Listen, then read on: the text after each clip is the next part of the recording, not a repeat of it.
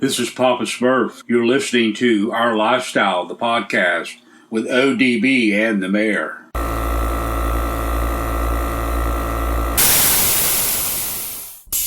Yo, you're listening to Our Lifestyle, the podcast, also known as OLP. OLP covers a wide range of topics, with the core being the mini truck scene, BMX, skateboarding, hip-hop, culture, 80s, 90s, you name it. So sit back, relax, and enjoy our weekly podcast. Make sure you subscribe via your favorite podcast app and subscribe to our YouTube channel. This is Jason ODB, and I approve this message. Our Lifestyle, the podcast, is brought to you by Custom Car Show Productions, which includes these annual shows: Orange Beach Invasion, March in Orange Beach, Alabama at the Wharf; Scrapin the Coast, mid to late June in Biloxi, Mississippi; SikNic, August in Gonzales, Baton Rouge, Louisiana at the Lamar Dixon Expo Center; Bayou Showdown, mid-November in Slidell, Louisiana. Each of these shows can be found on Instagram and Facebook. Get out there and support the scene. Also, Sparkles Detail, which holds their annual Lowdown show in Homestead Hollow in mid-June each year. Have the clean team that supports the scene detail your ride at the events they attend nationwide. SparklesDetail.com or at Sparkles Detail on Instagram. Make sure you tell them Our Lifestyle, the podcast, sent you. Enjoy this episode.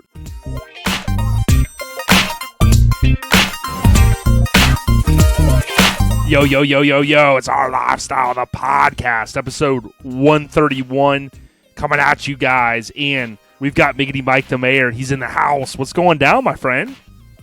ODB, Airhead Nation, so good to be on with all of you. Dude, it's just another beautiful day down here in Southwest Florida. No rain, so that's a good thing, but we had plenty over the weekend. You know how it always works out. You know, I seen the meme on Facebook. Monday through Thursday, beautiful. Friday, Saturday, Sunday, nothing but rain. And of course, what happens on the weekends? But shows, car shows, and they get rain, which sucks. But anyways, dude, life is good. Can't complain, and just looking forward to next week. I know you're definitely looking forward to next week. Most definitely. And it is ironic that you say about the weather, because I always remember when the hurricanes would be barreling down, and you're watching Weather Channel for 4 or 5 straight days, however many days it is, and it's like it almost seemed like, I think it was perception, like they were only going to hit like on Saturday, and it's like, for some people, if you gotta, obviously safety's most important, but some people are like, man, I'm off on Saturday, Sunday, so that was kind of like a running joke at my work. But Mike, I want to remind everyone, you guys heard the ad at the top, but this reminder is that Scrapin the Coast, in my opinion, Mike's opinion as well, it's one of the biggest, baddest car shows around. I call it the East Coast SEMA, man. I love it. June 21st through the 23rd. Pre-registration did end, but you can still get in on the fun. It's scrapinthecoast.com. You want to follow Scrapin the Coast Show on Instagram. Oh, by the way, type in Scrapin the Coast on Facebook. Let Greg Miller and team know that you're headed there by selecting that you're interested or that you're going. Sparkles Detail, Mike, they're also a title sponsor. And what's the little rhyme that you got for them, man? Hey, it goes a little something like this. The clean team that supports the scene. Sparkles Detail. When you show up at the show, whether you've got love bugs, you got a little bit of craziness, some little road tar, whatever the hell they call it, have them clean the ride. They've got all the Croftgate products. They'll come to you oftentimes, and they'll get it taken care of for a very reasonable price. That means you can kick back with the homies and the chicas, throw back some brews or whatever the hell you drink, and enjoy the show. But Mike, now we're on the 131, man. We're pushing through, man. We have continued to keep the pedal stomped. We've got kind of a 2-part deal, so to speak. We've got this episode with Doc from Cruisin For A Cause. Then we're going to hit you guys next week, actually on Wednesday. Now, Mike did say with the vacations and whatnot, that's true. However, we're keeping the pedal stomped we're still going to hit you guys with a new episode, but we're going to do it Wednesday next week instead of Friday. Reason being is we're going to have some exclusive content about Scrapin the Coast. Many of you will be on the road shortly after it posts or later into that week. And Mike, we want to make sure that they have the latest and greatest. And I think it's a cool way for those that are on the road saying, dude, I'm on the road to Scrapin the Coast and I'm listening to Scrapin the Coast. So it's pretty badass that we can do that with our Lifestyle, the podcast. Absolutely, brother, because we will have Greg Miller, the man, the myth, the legend himself, talking all about that hell of a show that I can't wait to be there. Gonna look so forward to it every single year, and this year is no different, brother. Yes, you know it, my man. So the last episode, quick recap for anyone that hasn't listened, go back. Don't let the titles of these episodes, I've said it before, fool you. You know, you might be like, oh, well, I'm not going to Scrapin, so I'm not going to listen to Scrapin. There's still other content in there, okay? But the last episode, Mini Truckin' MF, I think you guys know what that stands for, motherfucking Mondays on the Rise. That was our little nod to the fact that a lot of folks, right, ever since social media really picked up, there's always like Tuckin' Tuesday or this or that, you know, something that rhymes with the day of the week. Well, Mini Truckin' and Monday go hand in hand, kind of like French fries and ketchup, basketboards and rims, you know it. And so we had our little bit of a nod to Mini Truckin' Monday with the title. We had DJ Gitlow. You guys heard all, from him if you listened. If you haven't, go back. He's a good dude. He was just in Florida, as was our friends over at GarageGearClothing.com. Really good people. And then we had Anthony from SSBB Media. Mike, he's got a lot of energy, doesn't he, man? Dude, I absolutely love listening to Anthony talk, telling us what's going on, what he's been up to, and what he's doing.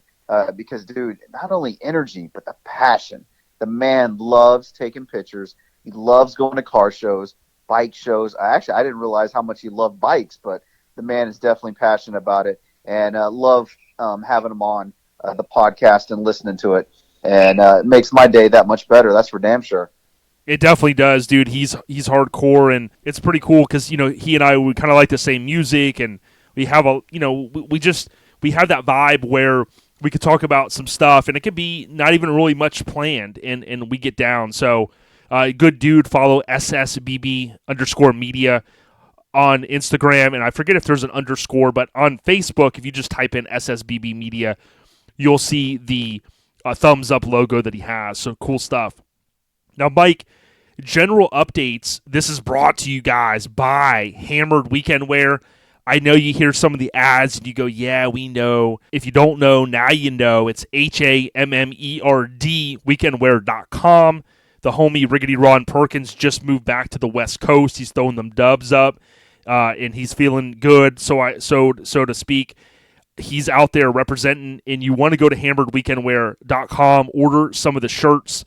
Got the newer shirts out there. One of my favorites is the homies Colorado East Coast Minis. Such a rad shirt, and he's on point, dude. So go out there and order some badass gear. So, Mike, anything you got going on, generally speaking, that we normally would cover at this section, my man? Dude, it's called Work, Work, and More Work. Because I'm trying to get my ass ready and prepared ahead of time to get ready for Scrapin the Coast next week. So between work and hanging out with our daughter, because she's going to be leaving soon, really haven't had too much time to go and work on the Tahoe because I've been taking care of all my customers' houses, fucking air conditioners going out and meeting this guy and meeting that guy and inspection this, inspection that.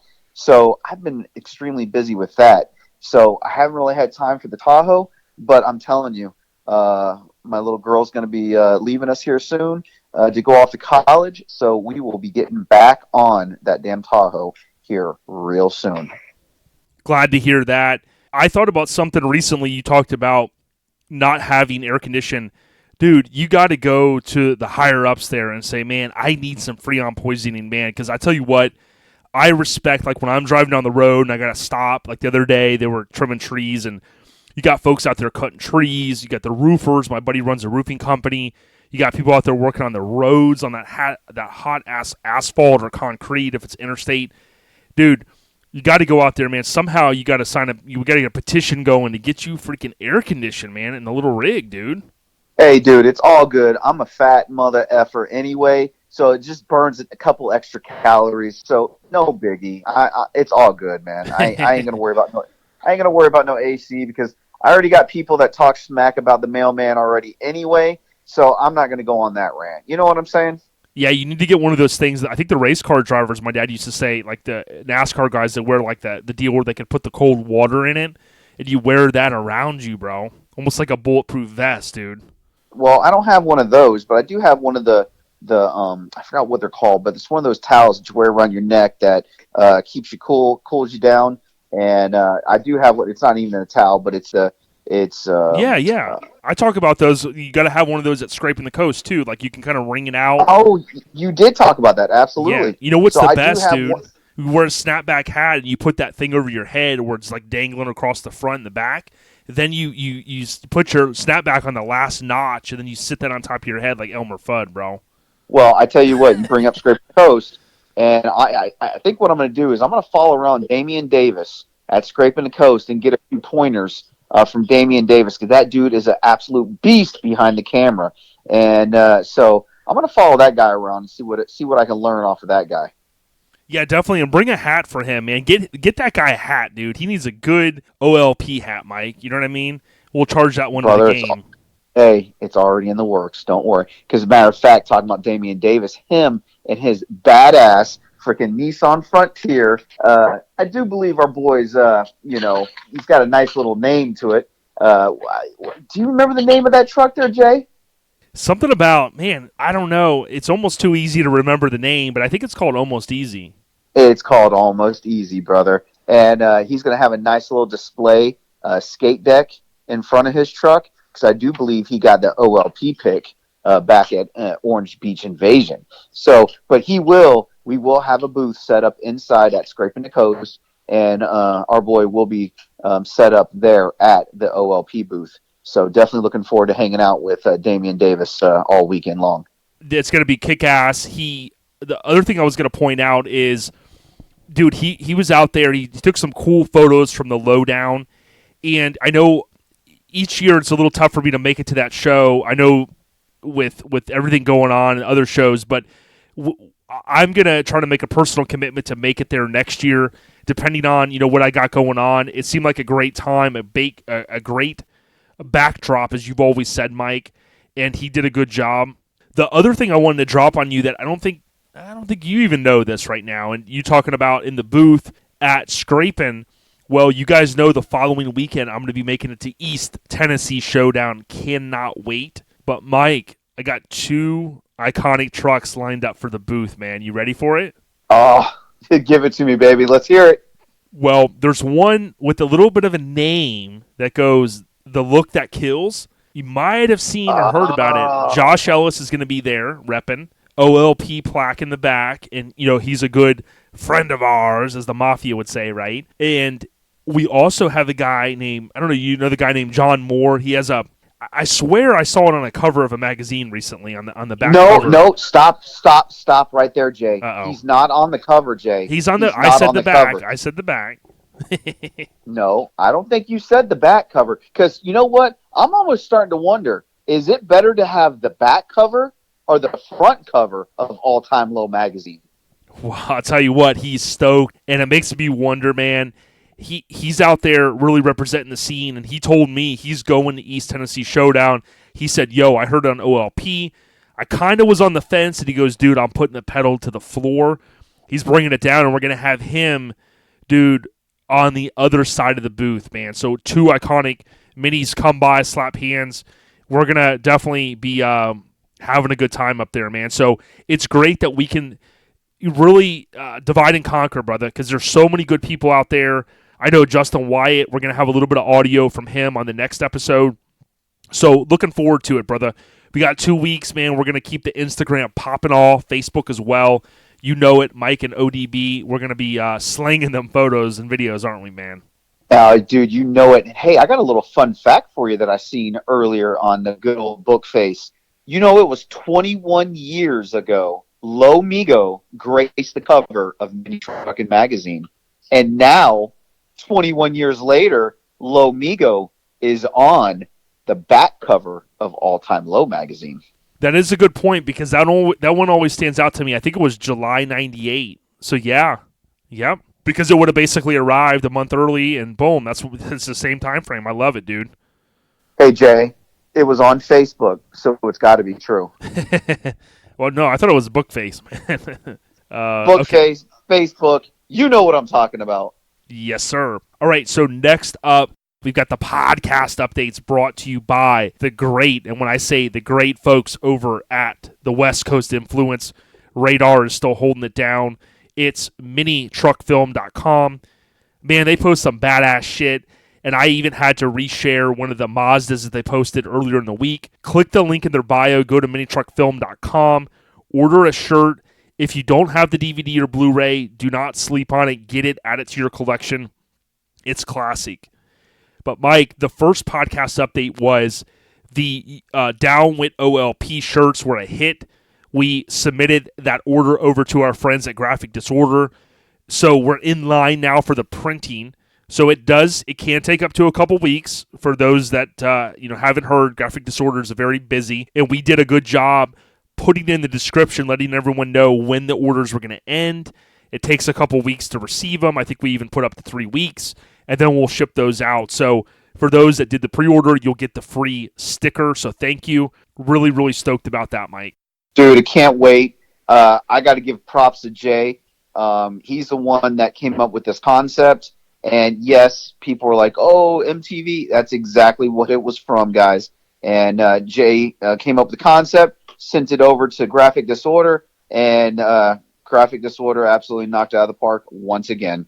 They did, and now it's up to Mike. He talked about getting face tattoos, so he's just got to pick where he's going to get it, and he'll be set to go. So, well, I thought we had finally said that was going to go on my right ass cheek. I didn't say anything about that. You crazy, man. All right, so we have 2 shirts in the works, and we had 2. Now we've got kind of one hanging in the balance there in terms of the print piece. But then the other one is, Mike, I don't know if folks have noticed, but we kind of have this tiered approach, right? We had our neon shirt with a nice price point. We now have the Down with OLP, which is kind of a little bit more intricate than the neon shirt, so a little bit of a middle price point. And then we've got what we call our premium style shirts. And you guys have seen that with the Mike Dominguez shirt, with the Ballistic shirt. Those are kind of the higher price point, coming in around $25. So we got another higher price point one coming. It is going to be epic. And when I say epic, it's going to be like, dude, man, this is the scene. This is where it started. So it's going to be really cool. So we've got that going. The good news is let you guys kind of recoup a little bit and, hit a couple shows, and then we'll hit you back with that pre-order.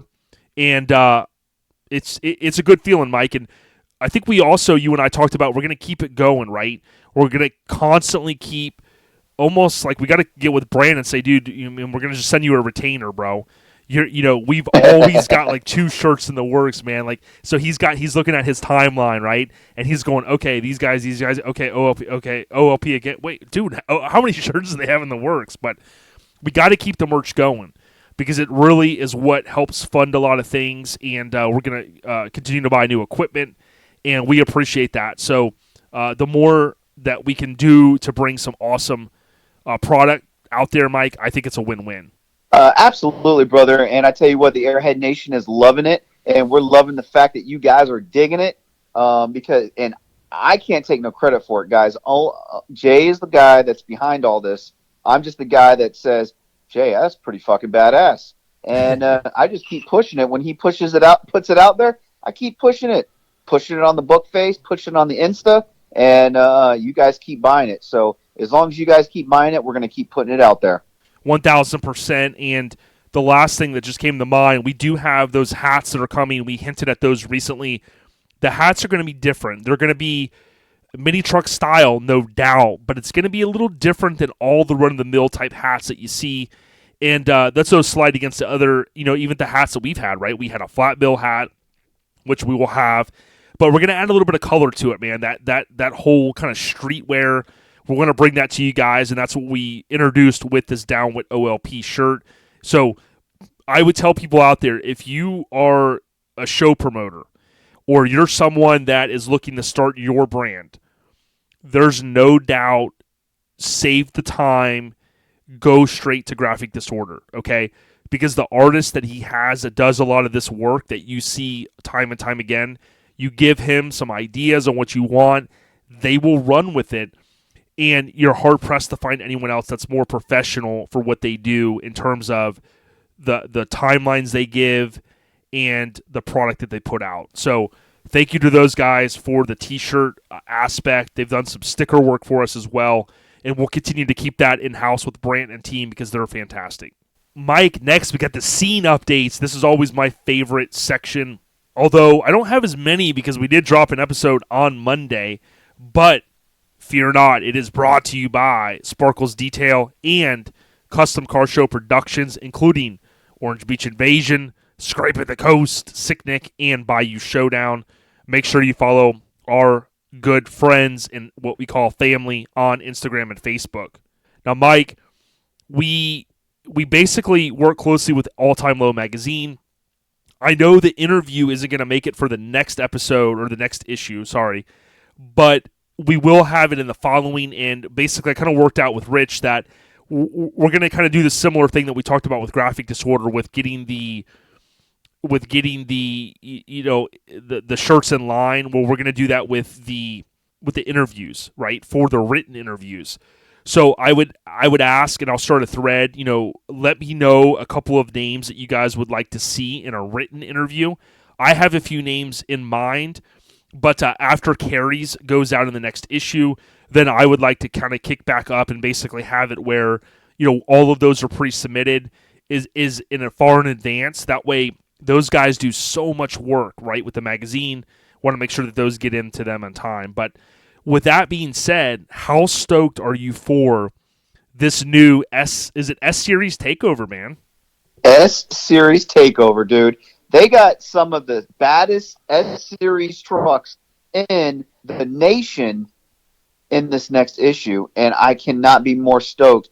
And one of my favorites is Blake Stewart's S10 that he built himself. It's all white, doesn't have graphics, not all flashy. Tell you what, if you get up there and you start looking at that damn thing, Blake built himself a badass S10, and I know you're going to see it at East Tennessee Showdown in 2 weeks, Jay. So make sure you stop and you take a look at Blake Stewart's S10. It's all white, and when you see it, you'll know exactly which one I'm talking about, brother. Yeah, he's good people. The truck is cool, man. So good shout out there. You've got the Low Migo. There's going to be a lot more content in there that I can't wait to see, but these guys, they keep a timeline. We align with them because of that. They put out a product that's damn good, awesome quality. And I even mentioned, Mike, forget what episode I mentioned it on, but, talking to Chris over at Street Trucks, how he's kind of, cross-promoting with them, right? With the whole Shakedown tour. Dude, I love seeing the camaraderie, even between businesses in the scene, man, because I tell you what, what's the old saying? There's power in numbers, and dude, they can't stop the mini truck scene because it's, of course, on the rise. Yeah, that's what I'm talking about. And dude, the show coverage in this next magazine is freaking on point. Already got Doing in the Dark, Forbidden Fantasy, Battle in Bama, Laid Out of the Park, the damn mini truck Nats. And Jay, weren't you just at Relaxin in the Park, St. Louis? I definitely was, man. Okay, you were there. And that was, a month ago? Yes, sir. Guess what? That show coverage is already going to be in issue 19. Dude, that is unheard of. Rich, Beth, and Damian Davis and the whole ATL team is just killing it, man. And props to Corey Floyd, because this is his first cover that he shot. And he's got that badass S10 full of freaking graphics on the cover of All Time Low magazine. So shout out to Corey. Yeah, that's great stuff, man. And, even when we heard Damian talk about how he wanted to get involved in the scene, and someone like All Time Low magazine, Rich and Beth, they let him step up to the plate. So it's great to see people that want to step up and do more. So I'm super stoked about what's to come with these awesome issues that remain in the year of 2019. Absolutely. And guys, if you have not subscribed to All Time Low magazine yet, hit up Jay. Give them that website. Where do they go, Jay? Where do they go to get it? It's simple, atlmagazine.com, just like the letters All Time Low. Biggity boom, go out there, subscribe. You will not be disappointed. If you love the scene as much as you think or you say that you do, you got to get behind it. It doesn't cost that much money, and it's for a good cause. You'll keep the magazines for, I'm sure, a long time. And the new one, man, I just can't wait for it. Yeah, you say you're in the scene. You say you love the scene, and you're a mini trucker. If you say all that, you don't just go buy All Time Low magazine. You go subscribe to All Time Low magazine. Guys, all these orders are going to ship by June 26th. If Rich Waterman says they're all going to ship by June 26th, he means business, guys. So go out, subscribe, let them know that OLP sent you, and do the damn thing. 1,000%, brother. So the last few updates that we have are as follows. I did see that Sean Randall posted up about, and he's part of the Custom Car Show production team, Bayou Showdown. And speaking of Damian Davis, did you happen to see that his crew cab is on the artwork? I think you mentioned that, dude. It's so sick, man. Absolutely, brother. And don't forget, this year for Bayou Showdown, they will have a new location. And it's in Slidell, Louisiana, November 15th through the 17th. But we'll cover that later on in the show section. Yeah, we will. And some of our sponsors will be there, of course, with Kicking In. You got Sparkles Detail. You got Feltham Fabrication. So really good people. Also, the other update that I wanted to share was, of course, we talked about John from Street Sleds saving an icon. And in the lower right of the back cover, you'll see where it says news section dedicated to old school mini trucking. Where are they now? ? So love the tie-in. He's got the Sean Mahaney tag on the front, SCW, and the billets are looking fresh, and the truck looks awesome. So we're looking forward to seeing Lomigo, as you alluded, 21 years later. Pretty cool. Yes, sir. What's hot on social media? This is brought to you by GarageGearClothing.com. They were just at the Daytona Truck Meet. Really good people. Lonnie and Radar, go out there, support them. Hit up GarageGearClothing.com. Order some merch. If you can, add OLP into the notes. Let them know that you are here to support those that support OLP. We appreciate them. Good people. I won't get all into this one, Mike, but you and I, we've seen the last few days the Jon Stewart speech, I think it was referred to as. If you haven't, spend 10 minutes, Google or internet search Jon Stewart speech, and there's many places to watch it. The House panel unanimously passes the 9/11 Victims Fund bill after Jon Stewart shaming. And, everybody has their opinions on this, but I tell you what, Mike, it's good to see in social media that, like, everyone sided with Jon Stewart that I saw, right? And no one can really say, oh, he's doing it for publicity. Like, he's doing it for these people that were victims. It's what I'm on nypost.com. It says the bill that permanently authorizes the 9/11 Victims Compensation Fund passed out of the House Judiciary Committee unanimously on Wednesday. So I won't get all into it, but man, Mike, it was the right fucking thing to do. Absolutely. And fame or no fame, he stood up for what he believed, and he stood up for all those people that sacrificed. And a lot of those people are completely fucked now because of going in there and doing their job and doing what they there to serve and protect. And that's exactly what they did, and they're paying for it today because of it. But it's good to see that somebody stood up for all those people, and now they're getting getting what they deserve because of him. So fame or no fame, he did the right thing.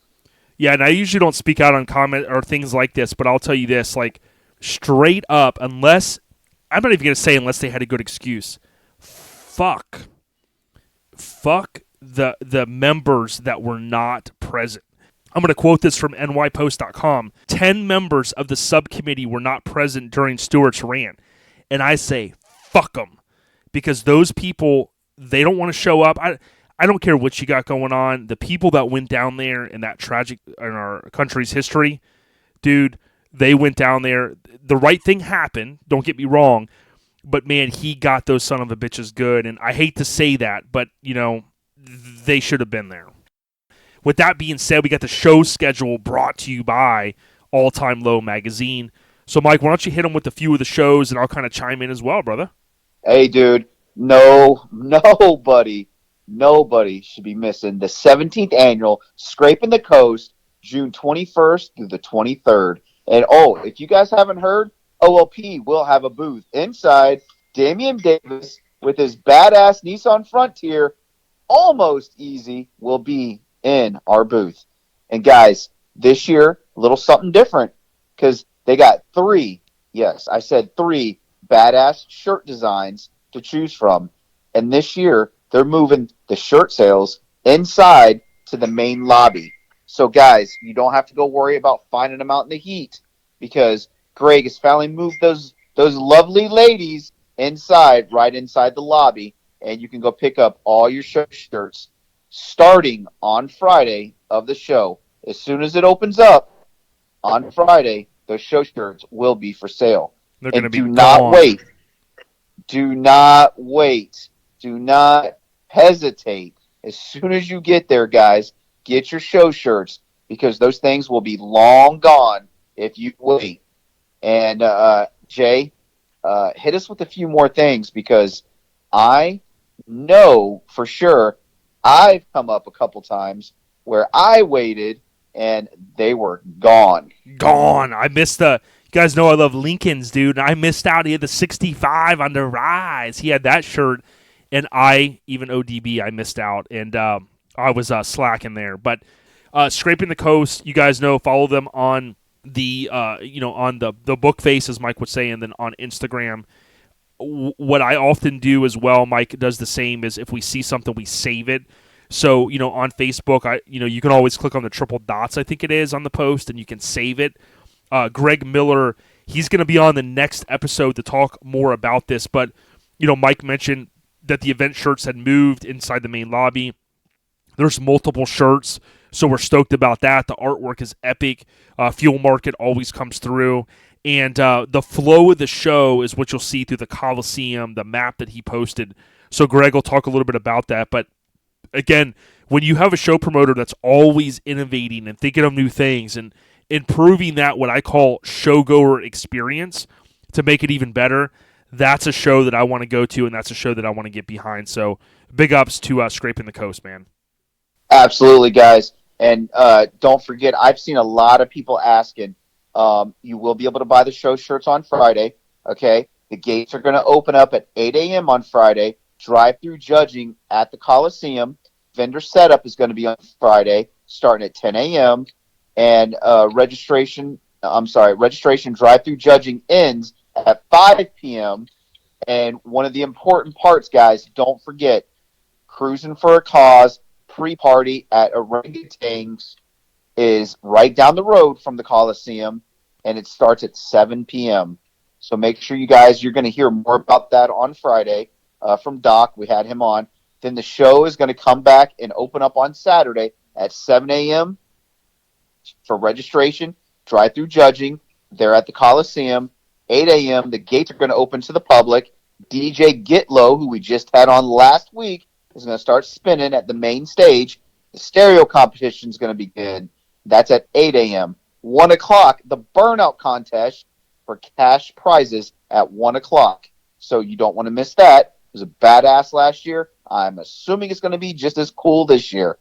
And 2 o'clock, the Cornhole Tournament is going to start.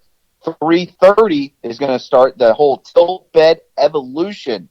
All right, Mr. French is going to be there. He's going to have that whole bed dancing and it's competition. It's going to be behind the main stage.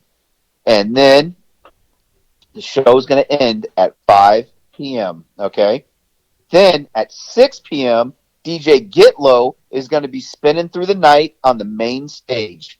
That's going to be there at the Fairgrounds I'm sorry, they're at the Coliseum on the showgrounds back at 6 p.m.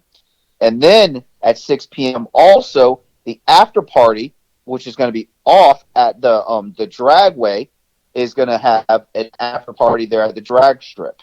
So you don't want to miss that. They're going to have DJs, they're going to have concerts, they're going to have a bikini contest, all that there at the drag strip. So if you don't want to go to the drag strip, just come back to the show. They're at the Coliseum, and DJ Gitlow is going to be spinning it there at the main stage. And that's going to go till 10 p.m. And then, of course, we're going to come back on Sunday, and which I don't buy this, but it says DJ Gitlow is going to start spinning at 8 a.m. on Sunday. We'll see. But anyway, 8 a.m. also is going to start the stereo competition, and stereo competition is going to end at 2. And then at 2 p.m., Red's Hydraulic and Airbag Competition Contest will begin. 2 o'clock. Our boy Frank, all the way from Miami, Florida, is coming to Scrapin the Coast, and he's going to have a hydraulic and airbag contest there on Sunday at 2 p.m. And then 4 o'clock, the awards are going to be given away, and the show ends at 5, guys, and that's a wrap. Anybody that is eligible for a best of show, you must be there. No trophies will be mailed. You have to be there to get your best of awards. So that's what I got for you for Scrapin the Coast, Jay. You got anything to add to that? Nope, you killed it, brother. Hey, I appreciate that. Yes, sir. And next up, we got East Tennessee Showdown. As I mentioned, I will be there. I know Josh Ellis will be there. I know that John will be there with Lomigo.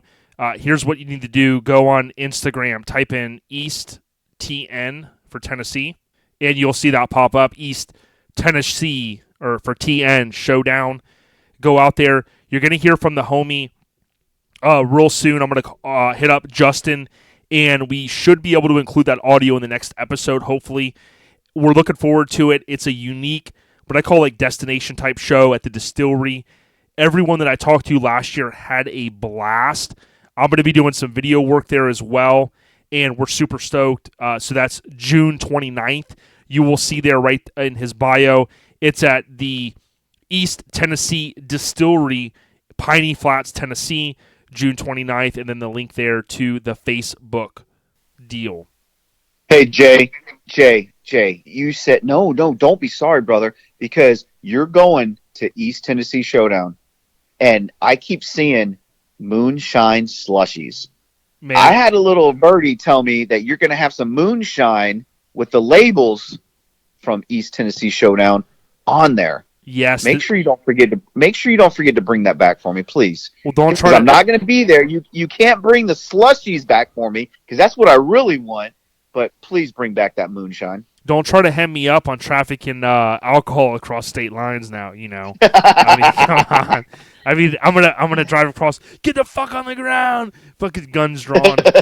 No, I'm just kidding. I don't think it's that potent shit where like they're getting arrested and all that. But yeah, it's gonna be dope, man. And then after that, so like basically, give or take 4 weeks from then, all of our friends over on the northwest/west, the West Coast, Relaxin in the NW, which is the Awakening. This show is July 25th through the 28th, 2019, at the Oregon State Fairgrounds in Salem, Oregon. Now, I posted up in the Airhead Nation earlier this week, and it was basically this. Don't just take our word for it. Our friend Frank over at Custom Life with a K, his vlog, which is like a video blog, on YouTube is straight fire. He puts a lot of time into it, and he was at the show last year. And you watch that video, Mike, he does a fantastic job of capturing so many aspects of the show. And just seeing Frank's video made me say, damn, on top of everything I already know, it's a must-attend show if you can get there. Absolutely, brother. Relax in the Northwest. The Awakening. It's going to be July 25th through the 28th, 2019 at Oregon State Fairgrounds in Salem, Oregon. And guys, like Jay said, if you don't want to believe us, go check out Frank's video because, dude, he absolutely killed. Me and Jay were talking about this earlier, and his videos keep getting better and better and better. And as a promoter, you have got to love Frank's videos because he shows from the very beginning all the way to the very end. And he shows the show, he shows the inside, the outside, the befores, the afters, the after parties, the before parties, the pre-parties. Then he even goes all around the city, wherever your show is at. He goes all around the city, follows it around, and checks out the different establishments as far as eats and just on and on and on. He puts out a hell of a video. So make sure you guys check out good old Frank over there as well. You got a website, or where can they find him at? Yeah, just go on YouTube and type in custom, Custom, life, Lift, or Life. You may want to add vlog on the end of it, but you'll see his page if you're not following him already. And I tell you what, I've been watching him, man. I put it on during the day or if I'm not busy, and I'm like, wow, I'm hooked, man. And that's what we're talking about because, guys, pre-registration is open. Just hit relaxnw.com and go get pre-registered. Save yourself $10 and go pre-register, guys. And then next, we got the Spark Show, Mike, so why don't you give them the info there? Oh, the Spark Show. The Spark Show, of course, is presented by Scrapin Wear, John and Jen doing their thing. One of the coolest flyers. I've said it time and time again. The comic book themed flyer is nailed it, knocked it out of the park. But guys, this is the 6th annual Spark Show in Sevier County at the Sevier County Fairgrounds in Sevierville, Tennessee. So guys, you don't want to miss this. Pre-registration is open, and guys, it's only $25, and that's good through July 31st. Day of show registration is $35, which still isn't that bad. So, guys, you're saving $10. Go pre-register. It's only $25. You don't want to miss out on that. $5 spectators. Kids 15 and under are free. 15 and under are free. I mean, they're like trying to give it away. The pre-party Friday night is hosted by, here we go again, Jay, Relaxed Atmosphere. Man, these guys relaxed are all over the place. Killing it. And absolutely killing it. What's that? What do you always say? Emoji fire? Straight emoji fire. I love it. Dude, we got top 40 trophies made by our boy Josh Welch over at Welch's Chop Shop. Shameless plug. If any of you promoters are out there, anybody's thinking about making or doing a show, hit up Josh Welch at Welch's Chop Shop and get you some of those damn metal trophies. He is the man. He stands by what he does what he says he's going to do, gets it done on time, all the time. And so check out Welch's Chop Shop. So Spark Show, top 40, 20 specialty awards. And guys, Saturday night, there's this thing called a gentleman's race. We're going to have Mr. Adam Tripp on. He's going to tell us more about this gentleman's race because that's got me really interested. And guys, it's absolutely beautiful there, Sevierville, Tennessee, right outside of Pigeon Forge. It's the Orlando O-Town of the mountains, as I like to say. I drive, and it's out there in the mountains, beautiful scenery, and Adam Tripp, Don Dizzy Davis doing the damn thing, and they're gonna make magic up there in the mountains at the Spark Show. So make sure you guys check it out, August 9th through the 11th. Tell them OLP sent you. Yeah, brother. That's the_Sparks_show. Look them up on Instagram. Okay, Mike, what we got next? Well, let's see, Jay. What can we throw at you next? Well, we definitely cannot forget our boy Greg Miller over there with SikNic, August 24th through the 25th, sponsored by our good friends Sparkles Detail, title sponsor, of course. They're in Gonzales, Louisiana, at the Lamar Dixon Expo Center. Once again, August 24th to the 25th. More to come on SikNic. Where can they check that out? Always on Facebook. Type in SikNic, check out the event page. And of course, they got their own Instagram handle, SikNic Show, for all your information. Definitely check that out and let them know that OOP sent you. 1,000%. All right, brother. And then we cannot forget about Down for Dennis. They're in Princeton, West Virginia. We got Saturday, September 14th at 8 a.m. through 4 p.m. The guys over there in West Virginia, Extreme Lows, Mr. Poe and crew, they got top 30 with specialty award trophies, once again made by our boy Welch's Chop Shop. One of the things that really stood out when I was looking at this is they got this motorcycle stunt show that they're going to be doing, and I believe it was called the Army Stunt Show. I think is what the name of it was called, but looks cool as shit. And of course, they got one of the host hotels is the Days Inn there in Princeton, West Virginia, and it's only $67.50 a night. That's a pretty damn good deal there, Jay, for a hotel, $67.50. So guys, make sure you guys type up Down for Dennis Show on Facebook or Instagram and check out all the upcoming information because we still got some time for that one. But make sure you guys go out and support. It is a memorial show, and we will have Mr. Daryl Poe on upcoming episode to talk more about Down for Dennis. Jay, what else you got there, big dog? Well, we got Bayou Showdown Show on Instagram. We talked a little bit about it earlier. Just know, yes, it's before Thanksgiving. Mark your calendars. November 15th through the 17th. It is an indoor and outdoor show. All the details are right there on their Instagram page. Go out there, follow Bayou Showdown Show. They're in Slidell, Louisiana. It is the biggest and baddest show to hit Louisiana. 1,000%. So, Mike, we've got a couple of shows for next year. They're already on board with OLP, and we're on board with them. You got Mini Truck Showdown.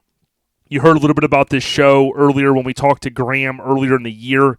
He was one of the participants, showgoers, if you will. This one is in Bakersfield, California, at the Kern County Fairgrounds, February 13th through the 17th, 2020. Traditional mini-style show. And I believe if you follow the Custom Life vlog on YouTube, you will see that I believe that he went to the show last year, if I remember correctly. I think I watched that episode. So, big ups. It's great to see another mini truck show. As we know, minis are definitely on the rise from east to west coast. And then, of course, one of the biggest and baddest shows around is Lone Star Throwdown, LST, Friday, February 21st, 2020 through February 23rd, 2020. There in Conroe, Texas. Of course, at the Lone Star Convention and Expo Center. For more information and to pre-register, go to LoneStarThrowdown.com. Cannot wait, dude. It's been a minute since I've been out there. Can't wait. I've marked the calendars for February, and we've got to figure out how to get out there. Supposedly, Mike's going to Uber me out there. I don't know how that's going to work, but all I can tell you, Mike, is I can't afford to pay anything. I just want to, bum along the whole way. No, and that's perfectly fine because I will be. Me and Mrs. Mayor have already talked about this. It's already on our list. We are definitely going to be there next year. We are not going to miss it. So if we have to swing by and pick you up, we got to pass your house on the way there anyway. So just walk out to the interstate, and we'll pick you right up there off of the interstate. And so we don't even have to stop. We'll just pull off, jump in, and we'll haul ass to Texas, brother. Well, I'll have you beat, bro, because I'm usually hitchhiking anyways, just for fun. I don't know how often you guys go do that, just to kind of see what happens, So I'll be out there walking around, and maybe you just pick me up, bro. That's absolutely. That's a joke about hitchhiking, but it would be kind of fun, I guess. Sponsors. This is brought to you by Feltham Fab and our friend Anthony over at SSBB Media. Feltham Fab killed it. Mike, I think you and the homie Jay had shared the video the other day. Man, the artwork, he continues to do some pretty cool stuff. If you've got an iconic mini truck or just a regular mini truck and you want something painted to match it, he does really good work. So, absolutely, brother. Absolutely. And hey, I did get hit up the other day by a buddy of mine, and he's like, dude, how do I get one of these badass boards? So we got the whole Feltham Fab connection going and got him hooked up with my buddy Jay, and he's getting him a board made up now. And don't forget, Feltham Fab made up a OLP board for Scrapin the Coast, and we are going, me and Jason are both going to be there, and that Feltham is going to be there with me, and we're going to pick a badass ride to give that badass board away to at Scrapin the Coast. 1,000%. So we got All Time Low magazine, you guys already know, Hammered Weekend Wear, custom car show productions, including the next show, Scrapin the Coast, Lone Star Throwdown, the West Coast Influence, Garage Gear Clothing, Sparkles Detail, of course, the clean team that supports the scene, and Feltham Fab, who we just mentioned. If you want to get a custom tumbler or award made, hit him up. He just needs time. He needs advance notice. I would remind everyone that you go out on iTunes through itunes.com.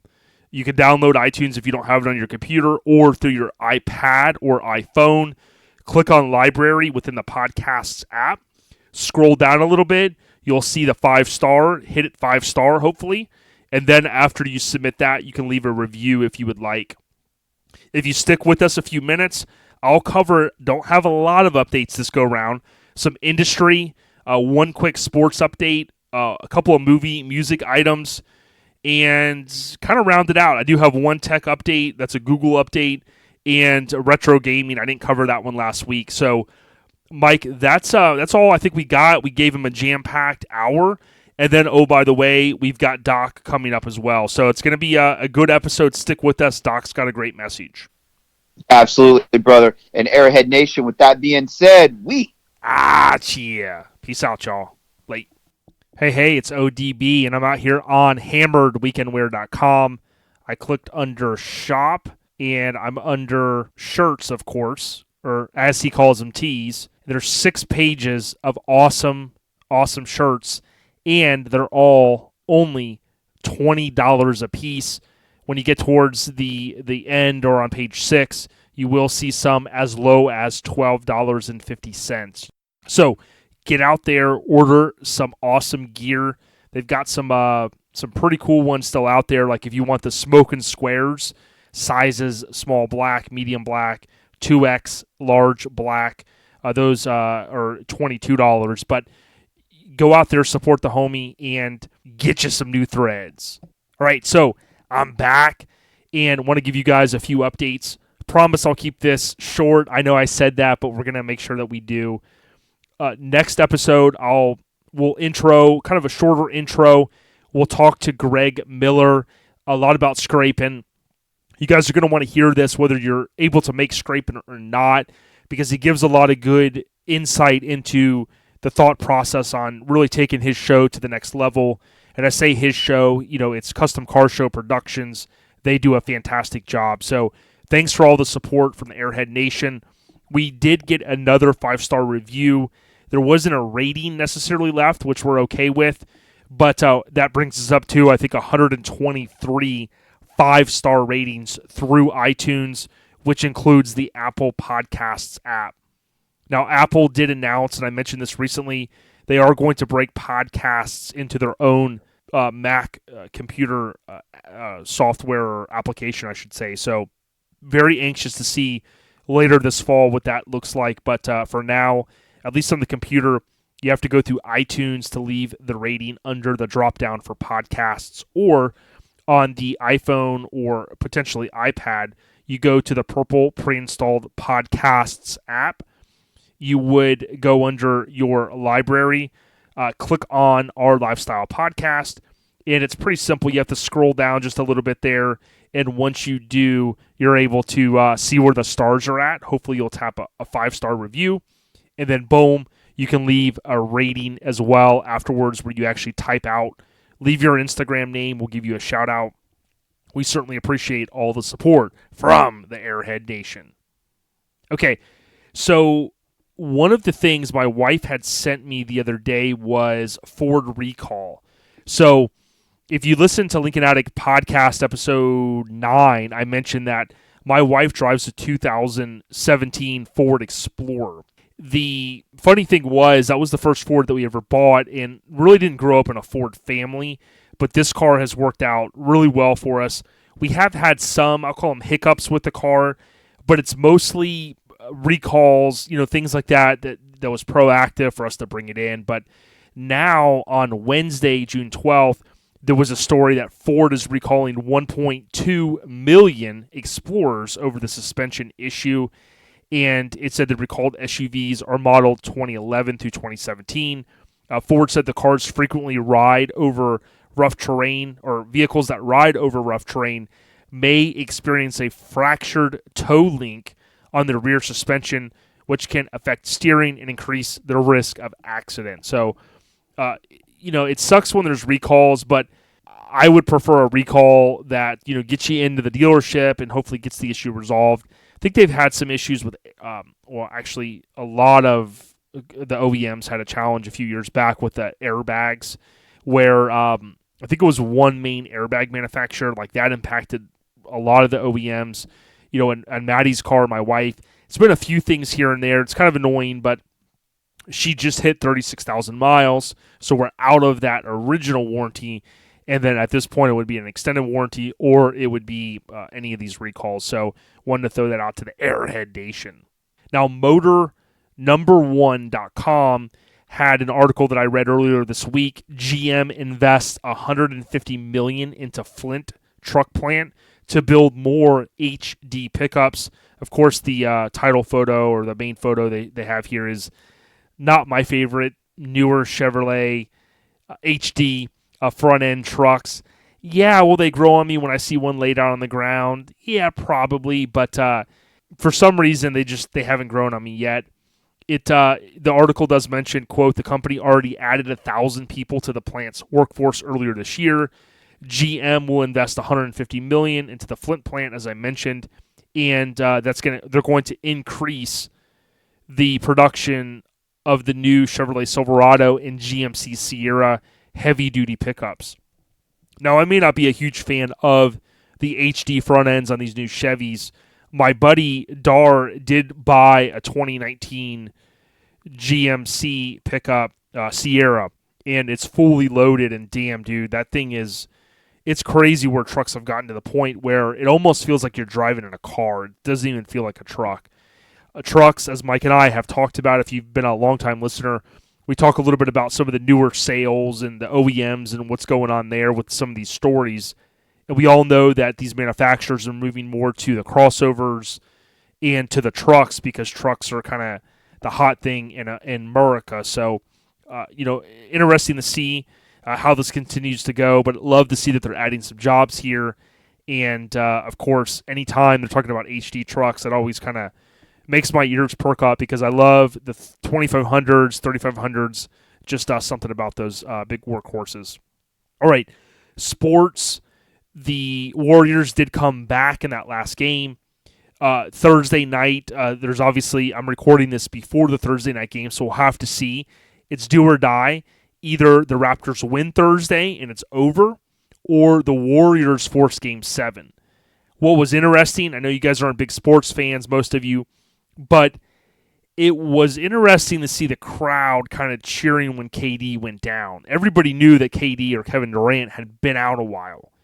So he comes back, gets hurt, crowd kind of cheers a little bit. It was kind of weird. I wouldn't just say it's just those fans. I mean, I think, they're anxious to win a championship. It kind of was a little weird, but it was like, okay, we'll give them the benefit of the doubt. And then there was video, I think it was later that night, of fans heckling Steph Curry's mother. I want to say it was maybe the team hotel or something like that, but it's like, really? I don't know, man. Raptors better be careful because, the whole Drake curse, and, the Warriors might have been down 3-1, so we'll have to see. I might have to eat crow a little bit once you guys listen to this because, again, it really comes down to Thursday night. If the Raptors show up and take them out, then boom. The three-peat's over, and Kevin Durant's probably out of season from what I understand now. And, of course, he's probably going to leave anyways. But for any of these armchair quarterbacks saying, well, he shouldn't have played, it's the same people that are saying that would have said, well, he could have played and he could have helped his team win. And hopefully he feels like he went out there and gave us, he was on a hot streak, and they were doing pretty good. But we'll have to see, man. We'll have to see. Okay, I saw this on Twitter earlier in the week, and big ups to the Blues. I think my wife said at one point we're like the worst team in the NHL, and they came back and won the damn title. What I thought was pretty cool is ESPN tweeted out 11-year-old Lila, I think it was, Layla Anderson kisses the Stanley Cup. This little child has a rare disease called HLH. The child was invited by the Blues to Game 7, and they shared the video, and it's got a lot of likes. And the top comment there is, "This is what sports is all about. Well done, St. Louis Blues." So big ups to them. I was up in the area, which is kind of crazy to think that it's been a month since Relaxin in the Park St. Louis, and there was a big buzz. All the bars and the little restaurants were popping off with people getting out, and they loved their St. Louis Blues there, so congrats to them. No real updates for culture entertainment. I'll share those on next week's episode. Movies, we did just have the anniversary of one of my favorite movies of all time, Raiders, also known as Raiders of the Lost Ark. If you are at all an Indiana Jones fan, or you just enjoy the movies in general and you'd like to learn more about it, I highly suggest. I'm a fiend for movie facts and things like that. But on Twitter, there is Barnett, BARNETT _college. And this page might surprise you. It's the Indiana Jones Picture Gallery Project.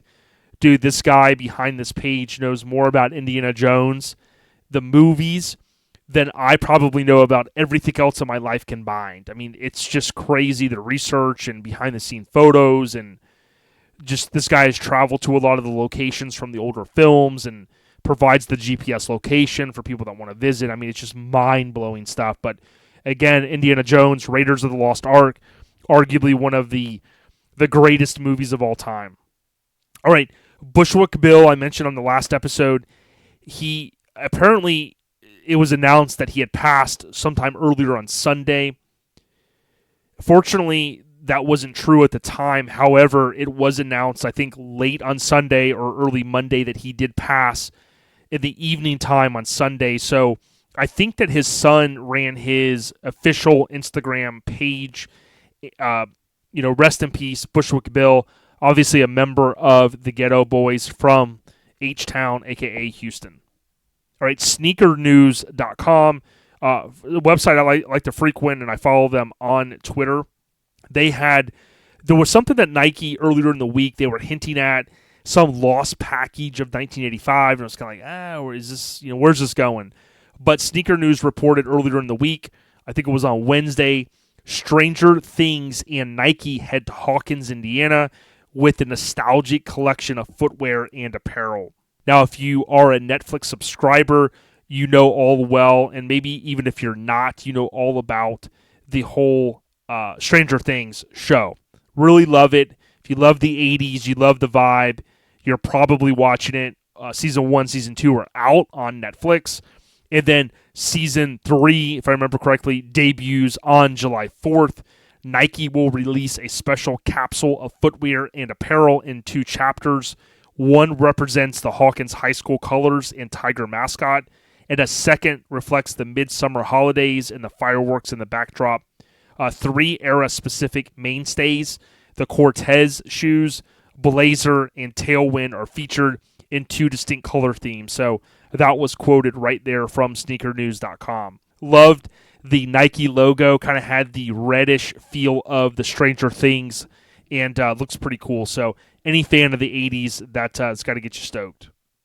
And then also on Twitter, this was from Rock the Bells on SiriusXM. This was congratulations to Grandmaster Flash on not only winning the 2019 Polar Music Prize, but being the first DJ to ever receive the award.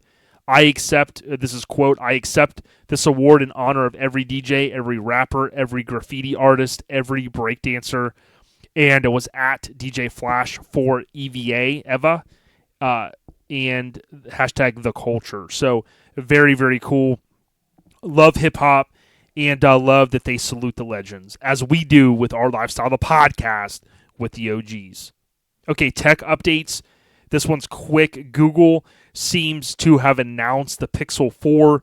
If you're an Android fan, you probably know that Google has their own line of product called the Pixel, and the Pixel 4 will feature a square-shaped camera bump This was a Mac Rumors article. Google, quote, confirmed today, or excuse me, quote, Google today confirmed its upcoming Pixel 4 devices will feature a square-shaped rear camera bump, a feature also rumored to be coming to the 2019 iPhones, end quote. If you follow the iTunes, or if you follow the iPhone rumors, there's a lot of rumors, and you'll see on this MacRumors.com article that the newer iPhone mock-ups appear to have a big square on the upper left on the back of the phone. They have actually two renderings on here, a black and a gold color. At first glance, I think it's kind of ugly, but it's funny. Once you buy a phone, even if it's a nice iPhone or a Pixel or Samsung, whatever the hell you buy, you put it usually in a case. Now, my friends that don't use cases, their phones are usually broken.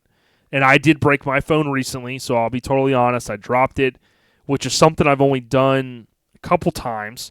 I did have a case on it, kind of a minimalist case, and it broke. But, put a case on your phone. I highly suggest it, and it'll save you some money, definitely. But once you put, if this iPhone render is true, and you put your phone in a case, I'm not going to flip it over too much on the back and go, oh, the camera looks like kind of ugly. You kind of forget about it, but it has been getting really razzed hard in social media. Okay, the last update is gaming, including retro gaming, and here's the thing I was going to cover last week and I didn't cover it. But if you are a fan of Sega or retro gaming or whatnot, you know that there is a Sonic the Hedgehog movie coming out, right? And when the trailer first came out, there was like an onslaught of just rejection that, dude, Sonic the Hedgehog looked so whack, it wasn't even funny. So it led the director and the folks behind the movie to say, hold tight, guys, we are going to redesign. And that's like something that Hollywood, typically they don't care, right? They're going to put the movie out. If it bombs, it's a write-off, whatever. So I think it was back in March is when the Sonic the Hedgehog director says that the Toothy character is getting a redesign. And this was from an article on Deadline.com, and he said it's going to happen. A lot of people looked at the CGI, and it looked whack, right? So the other day there was, even the movie poster that I've seen kind of floating around, kind of looks kind of cool, from behind. It says a whole new speed of heroes, Sonic the Hedgehog. Like, you see it, and you're kind of like, oh, okay. Probably not a movie I'm going to run out to the movie theaters to see, but you're like, okay. So then someone, I think it was on June 9th, I started seeing something on Twitter where, and I'll have to share this photo, it looks like a ring, like the gold rings that you would collect in Sonic game, and it looks like a person dressed up in a Sonic suit with like this blue, I don't know, mask on and these weird Nike shoes, and it just was like, what? And someone tweeted out, I think it was the Winger Daily, and it said, this is so much worse. So it's really weird how the buzz has been really bad. Hopefully they'll bring the nose up on this plane and they'll be able to land it, and hopefully it'll be a decent movie. But I think so far it's looking kind of rough, so we'll have to see. All right, last thing, promise, the music from these episodes probably going to start moving away from using all the awesome music that we typically do. And the reason being is the copyright. So when we upload it through Podbean, it basically gets thrown out to Facebook, gets thrown out to YouTube, iTunes, you name it. Then it's out within seconds to all of these different platforms. Facebook and YouTube, because of copyright, they have to mute out anything that has the music. So, people have asked, gosh, why is it, there's sections that are blank. Well, we've been lucky so far that through iTunes and through Apple, a lot of that is fine, right? And there's probably like this tight line that you walk when you use copyrighted material. Hopefully we'll never get to the point where they go, oh, we're going to take down those episodes. But the reason why we're going to go to more just, I'll call it stock audio for some of the intro songs and outro, and probably just shorten some of the music out altogether. Unfortunately, I love music. You guys know that I do. But we're getting to a point where we get flagged on YouTube and it batches over there, and it's just really annoying. So I hope that it changes, but at this point, I'm going to be using some audio from the YouTube beta creator, I think it is. And for anyone that's out there and they're creating content for YouTube, you can download songs through there, and then you can use those in your videos and things like that. So you guys probably came in at the beginning and you're scratching your head going, man, what song is this? It wasn't some weird little innuendo that I was kind of throwing out there. It's literally trying to move into a point that it's like, look, we're creating this content, so we need to start using music that's not copyrighted so that we don't eventually get banned or taken off YouTube, so on and so forth. But people like Grinder TV and Custom Life and those guys, they know all about it because they deal with the same stuff. If you're creating content and then you're mixing in copyrighted material, chances are at some point it's a pain in the ass. All right. Go out there. You guys heard the ads. Support those that support us and support the scene. Enjoy the interview with Doc. He's a great guy for a great cause. Enjoy the weekend, and we'll hit you guys back next week. It's on Wednesday, not Friday next week. So next Wednesday, we're going to post episode 132. You guys will enjoy it. Take care. We out ya. ODB. Peace. Yo, and as Miggity Mike the Mayor and I mentioned, we got Doc. That's what he's famously known as. I was thinking Back to the Future, but I'm like, I don't know, man. How's it going, Doc? Man, I'm doing good. How about you? Everything is good. Do you got the crazy hair like Doc Brown from Back to the Future, man? Man, I'm lucky if I got hair. I like that, man. So, Doc, Mike and I mentioned earlier in the podcast that you represent Cruisin For A Cause, so we're going to talk about that. But I kind of wanted to start off and just kind of ask, man, how's it going? It's going. It's enjoying this beautiful weather in New Orleans. It's hot. It's raining. It's day to day. Yeah, man. It's been raining here in Florida a little bit, and the days will sometimes be real crappy throughout the day, and then the end of the evening, I'm like, man, this feels nice. It's kind of cooled off some. So yeah, you got to stay cool, man. Definitely. So the listeners, they're kind of dying to know a little bit about yourself. They've heard of the Cruisin For A Cause. Mike and I have talked about it. They've seen you guys at Scrapin the Most before, but why don't you tell us a little bit about yourself, man? Well, let's see. I'm probably old enough to be most people's grandfather. No, just kidding. No, I've been doing the truck scene since probably about '87. When I went and bought my first S10, drove it straight to the muffler shop. We heated the springs, flipped the leaf springs in the back. Next thing you know, I was scraping reflectors and cruising from New Orleans to California. Dang, man. So you have been I've heard some people, some rumbling saying, man, Doc's been around a minute doing the mini truck stuff. So that's pretty cool, man. Yeah, I had to pick up the torch where the old man left it. I grew up around old cars, and I remember him laughing at me because I bought a small truck and not a big one. And man, next thing you know, I got a truck. Like I said, I went to California, bought a snug top, cut it out, wall of speakers, and then we, put juice on it, Z-rack the bed, the works. Wow. And you know what is almost like unreal? They always talk about how history repeats itself. You probably have seen this, a lot of times we talk about this whole Middies on the Rise movement, but it is mind-blowing. They're like, there's a kid I call him a kid, he's 17, Andrew from Alabama. You're going to see him over at Scrapin the Most. Dude, the old school movement is just unbelievable. It's like a tide that's coming, and I tell you what, I've never seen it this strong in a long time. Yeah, I can guarantee you, man, if Mini Trucking were to reissue some of their first year, they would sell like hotcakes because that's where all the trucks are coming from, is those first couple of years of Mini Trucking. Yeah, some of them have been stored away. We know like Fester's garage out there in Arizona. Yeah. He was sitting on a stockpile of them, and there's still some that pop up. And it's funny that you say that because I was just talking to someone earlier this week that even though Mini Trucking Magazine isn't still around, they still have their online presence with Facebook. And, man, they have, I think last I checked, almost 1 million likes. I'm just like, wow, that's insane.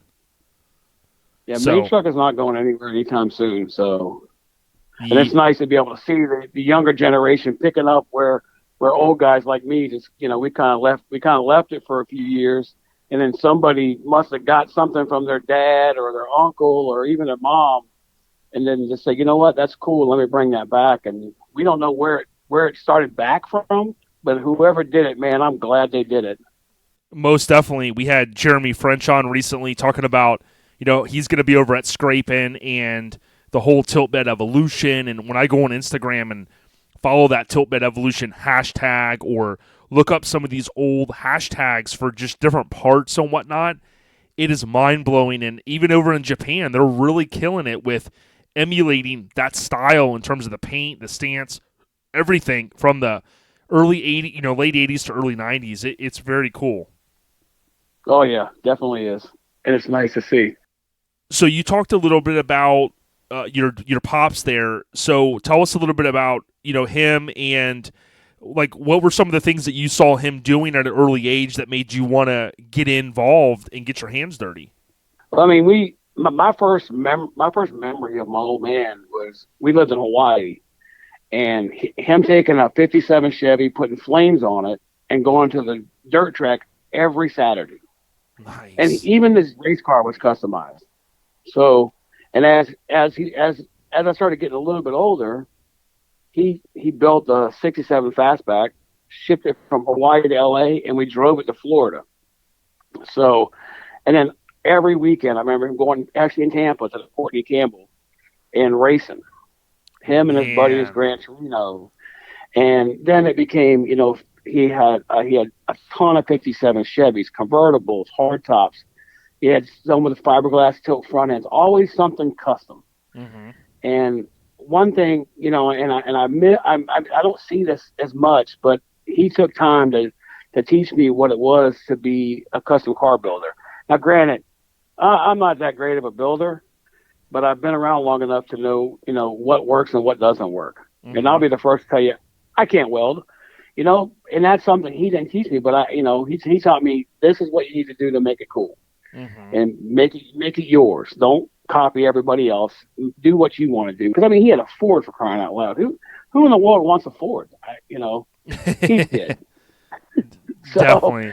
And then when he passed away, I just felt like part of history, left. Mm-hmm. And then I started talking, and I'm friends with a couple old custom car builders like Gene Winfield and of course Chris Coddington and I are good friends, and so we've all been around, and I like to see that carry on, and I'm glad to see, these guys out here with bag trucks, even static drop and custom cars and everything. It just means a lot because that culture is not going to stop today. I like the way you said it. The culture is not going to stop today. I was recently, someone turned me on to the Hot Rods by Boyd podcast with Chris, and I was listening to some of the early episodes when I've had time. And he even mentioned, and to your point a moment ago, I think it's important that, we all can't do everything, right? Like I don't weld, you mentioned that as well. Even Chris Coddington had mentioned how he goes, man, he's like, I think he said it's something like, he's a car guy, but he's like, I can't tell you the difference between a 69 and a 70 Chevy or whatever it was, 68, 69 Chevy Camaro, So it's like we all kind of play our part, right? And that's what I've always thought. It's like some kids are going to get their hands dirty and they can do things, and other guys are going to weld, other guys are going to do interior. But I think the way I see it is we all play this little collective part in the whole scene, man. That's what I love. Right. And that's where I see a lot of debate on built not bought or bought not built.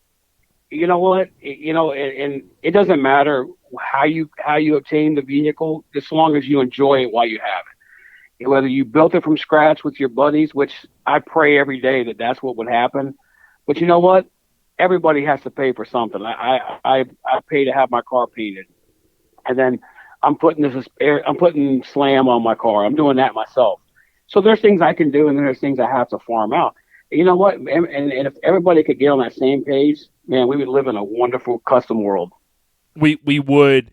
And Mike and I talked a little bit about it earlier in the podcast, where the way, and I know like this almost sounds crazy, but to me, if someone buys a vehicle, they change it up a little bit and they make it theirs, and they start going to shows, I'm going to probably see that person way more than some people that I see, some people that I never see. I never see, some of my friends at shows because they don't have anything to bring. And, even though like for a while, like I haven't brought anything out, I still go to shows because I think like to your point or our discussion, everybody kind of plays a part in the scene. It's like if everybody stays home, then there's going to be no cars or trucks for people to go see, so I kind of just feel like, I'd rather see a guy or a lady out there, like you said, Doc, enjoying themselves versus sitting at home, pouting because they don't have anything.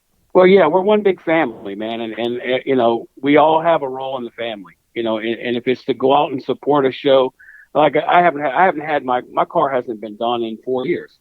It's still in the garage in pieces, but you know what? I still go out. So as many shows as I can, I talk to everybody because, we're a family and we like to go out and see people. And then I also go out and promote Cruisin For A Cause. Mm-hmm. That's kind of my gig.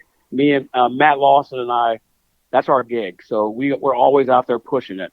But first and foremost, it's going out and seeing the family. And the family could be a guy from Arkansas or a young lady from Canada. I like the message.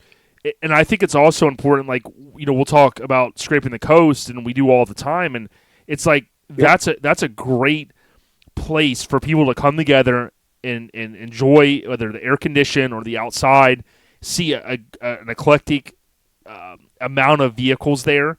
And also I tell people all the time, bring some extra cash, bring your card, go in there, support the vendors, do those type of things. And a lot of times you're going to leave, you're going to be stoked, and you're going to want to get back and work on your stuff because you're going to see something cool that kind of provoked you to going, man, I can't, you know what? I want to get back and work on my stuff now. Well, exactly. And I think, we need more of that that self-promotion. Get out there, support your family-owned businesses. That's my big thing is if it's family-owned, go out there and support those guys. And then go home and take what you've learned from the show or what you've seen from the show and apply it to what you have in your garage. Yep, definitely. Get with your friends, have a barbecue, work on your car, build up your circle. Where the circle is very important, and that's who's going to help you build your car. But it's going to take you're going to have to be motivated to go and do it. I concur, Doc. And the last thing I'll say about it is what blows my mind is, I hear, sometimes people talk crap or, they don't like a certain person or whatever. To me, the 20-some-odd years I've been around the truck scene and everything, it's like oftentimes the people that have the least amount or they haven't brought a truck out in 5 years or 10 years, you haven't seen anything they have. They're the most critical people. Well, they should have did it like this or, oh, look at how he did this. And those same people, and I hate to be negative, but you almost just want to ask them, like, man, what did you bring here? Like, what are you doing for the scene? And when they, because, they don't have anything to bring, so they just want to, like, talk trash, and that just gets old. Yeah, and that's one thing my old man taught me was, you go out there and see 100 cars. It's hard to not say something negative at least once in your life. Yeah. But try not to talk bad about it because that guy who has that car, I don't care if it's 5 colors of primer and the welds look like crap. You know what? But that guy's trying. That guy's out there doing what he loves, and he thought it was enough and nice enough to bring it out to show people. Just keep your opinions to yourself or go home and talk to your buddy. Social media has kind of ruined that a little bit because it's easy to go on and talk smack. But you know what? At the end of the day, just know that if you do that, somebody's going to do it to you when yours comes out. That's right, Doc. I like that. So let's transition a little bit. You talked a little bit about, your pops, rest in peace. He's out there wrenching. You kind of caught the bug. You've been doing this stuff a long time. You talked about mini trucks a little bit, but what's something that you're kind of working on now? You mentioned it's in pieces. Tell us a little bit about the project and maybe where it's headed.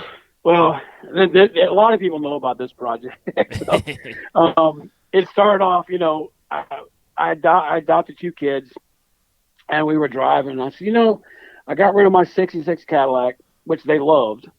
And of course, I have pictures on my Facebook. I'll pop them up all the time because I really missed that car. Mm-hmm. It was bagged and everything. And they said, you know what? We want a station wagon. I'm like, really? Yeah, we want a station wagon. So we found a 55 station wagon, a 55 Chevy. We drove 16 hours to somewhere in Ohio to pick it up. Came back.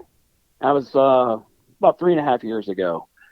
it got torn apart in the first week, and now it's taken me close to 3.5 years to try to put it back together. This car's kind of been everywhere. Martin Fountain at Solus did my frame and my fuel cell with him and Matt Lawson, who's my partner at Cruisin For A Cause. They did that, and then I took it to Brent Kelly, in Mississippi. He did my floors, all stuff that I don't have the talent to do. And of course, I've got Slam Specialties and Viair, and I got a flow tank. I mean, everybody, a lot of the family-owned businesses, a couple of them are corporate-owned, but they really step up. And Chris Snowden at Snowden Seats has been a huge supporter. And I believe, I couldn't do this without their help. And by all means, nothing's free. I went out. Of course, I work hard on this car, and I tell these guys, listen, I don't want anything for free. Just help me out a little bit. And that's how this car's being built, and that's why it's not done already. Is because, I want it to be done right. Yeah, so, I hear you, and that's a lot of times, and I think sometimes we lose a little bit of that where we don't get a chance to help each other out and stuff. But I always love when hearing a story where you've got some connections and so kind of helps you a little bit here, and you get this done, you maybe help them back. So that's kind of the way a lot of stuff has to come together, man. I've been a part of those where people, if they didn't do what they did, I would have never had anything. So well, that's it. And you've been around as long as I do. You kind of know everybody. And believe it or not, it's not like it used to be. You just can't call somebody and go, hey, you can't pick up the phone and go, hey, I'm building this. And based off of who you are, they go, oh, here's some free stuff. Because free is not the way anymore. Yeah, the companies have, they have the budgets, but at the same time, it's rightfully so. They want a lot of exposure, and, a lot of that stuff goes into, there's a lot of, I call it politics involved in that kind of stuff. And sometimes it's easier, I've learned, to just, either pay retail or get a little bit of a cut off of it versus getting the free stuff, because it seems like, you got to jump through hoops these days. You know what I mean? Less obligation to the company you got it from. Spend more time, taking care of those who take care of you. And if you got I just bought some stuff today, full retail from Low Car. But you know what? I put it in my car. I'm happy. I don't owe them anything. Exactly. You're not having to submit photos and I did this, I did that. Yeah. Okay. Like I said, and then after that it was a rendering. So I got the rendering, and my guests come over, they stay over, and they have to stare at my rendering hanging on the wall. And it reminds me of that's what my car's gonna look like when it's done. Man, you got the focus, dude, and that's a lot of what it is, man. It's focus. I look at my car every day, and it's it's been apart a little over 6 months, and I'm just like, man. But you keep focus. It's going to come together.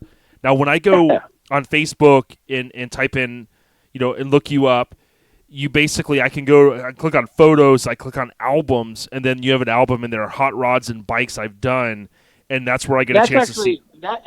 That's actually my best friend. Oh, I see. Okay, yeah. So a lot of those cars we've done together. But he tagged me because we've been best friends for 30 years. Like a collaborator. So, yeah, exactly. Okay, cool. Yeah, but what I was going to... His name was Tank. Yeah, so. And I see some of the old school stuff in there, and it just kind of reaffirms how long you've been doing this. Yeah. The minis and you'll stuff. See, if you look at some of the uploads, you'll find a whole section of mini trucks with the back windows painted. If you remember that far back. I did see that. Yeah, very, very cool. So that shows you. And in fact, I was teasing a guy the other day at a show in Alabama. Bonsai Cruisers made it big. They're starting to make it big out here. Oh yeah. I remember them from Resolutions in California in '91. Yeah, back in the day. And you guys have stickers. I said, dude, all these back windows were painted on. That's and that's what we need to see come back. Is somebody give these artists a little bit of money and let them paint your stuff on your back window. That's true OG right there. Yeah, it is. And it's funny because, I mentioned Andrew. We had him on recently, and, he's down there in Alabama, and he's rolling bonsai, and he's 17, man. And if you haven't had a chance, go back and listen to that episode. But it's Yeah, just well, crazy to see that someone at 17 that he knows the terms. He's kind of researched, right? He's talked to the right people, and now he's got an S10 with a topper that looks like it's straight out of 91, or 90. is it the one with the orange? Yes. Yep. You know it. Yes. I love that truck. Yeah, so he's really killing it, man. So, very cool. So it's a 55 Chevy. It's a wagon. So, Mhm. you've been working on it for a while, so we're pretty stoked about that. So we can't wait to see that, Yep. kind of come together. So we've kind of hinted here at the beginning when Mike and I talked and then throughout this. So why don't you let us know, give us some background on what Cruisin For A Cause is, maybe how it started, and then we'll talk a little bit about that, homie. Okay. Well, yeah, it's going. We're into our 6th year. It started out. Friend of ours, Tom March's daughter, Kylie.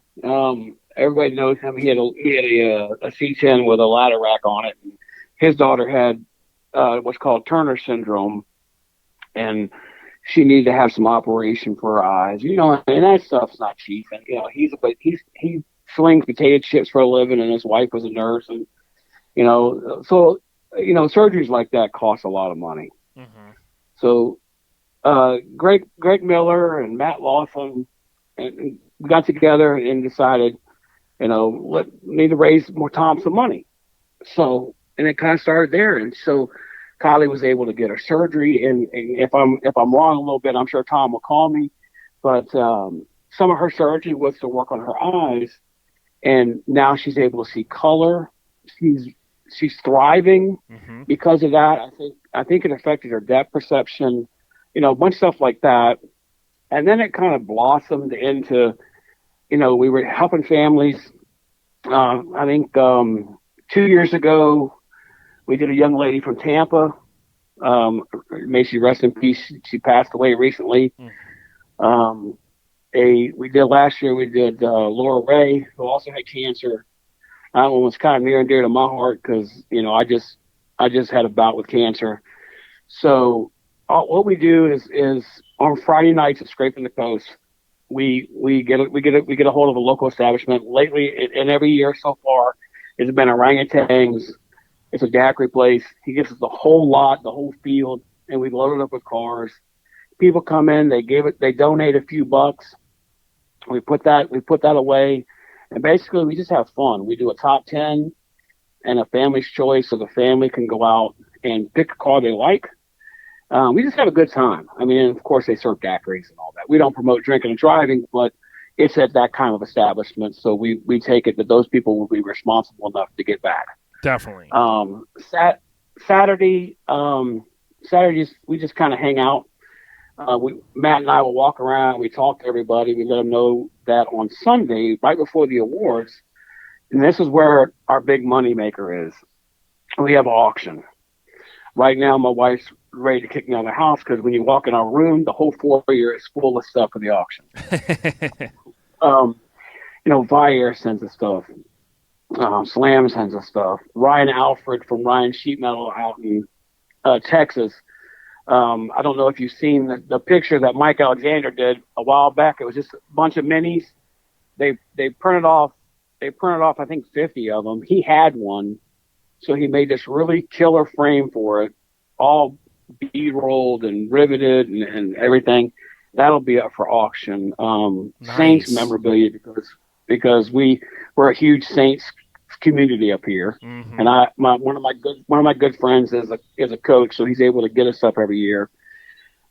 I mean, it's a ton of stuff, and then we usually bring the family up, and every dime we make, we just hand it right to the family. And this year we have 2 families. So what we've done was the first child, his name is Casey. He's got a mandibular neoplastoma. Basically, on his jawbone, he had a mass, and they had to remove his jawbone, and they replaced it with a rib. So the cruise night, all the funds we make from the cruise night and the partial sales from our new shirts will go to that family. And the remaining will go to Howard and Tiffany Richards' son, Anthony, who has leukemia. And he's from your area, actually. Okay. And I think he's in Aftermath. And it's important for us to keep what we do in the scene. We only want to help families that are in the scene because this is what we are. We are family. If whether it be a man or a woman, and we try to do a lot with children because children are innocent.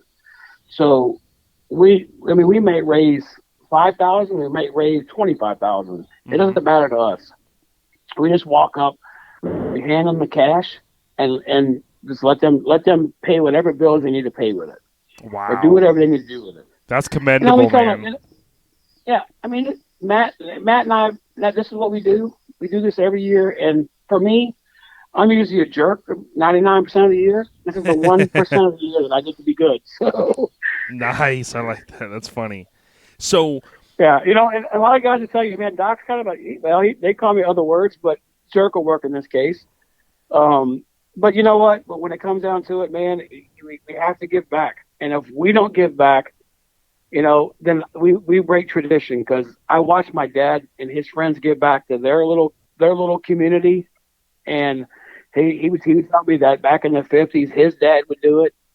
So this is what Matt and I do as we give back, and we're hoping that one day somebody else will come along. Right now, we have somebody else who just stepped up and is helping us a lot. We have two families that have been really helping us a lot this year. Kimberly and Jason Mitchell out of Kill, Mississippi, they've really stepped up and been helping us.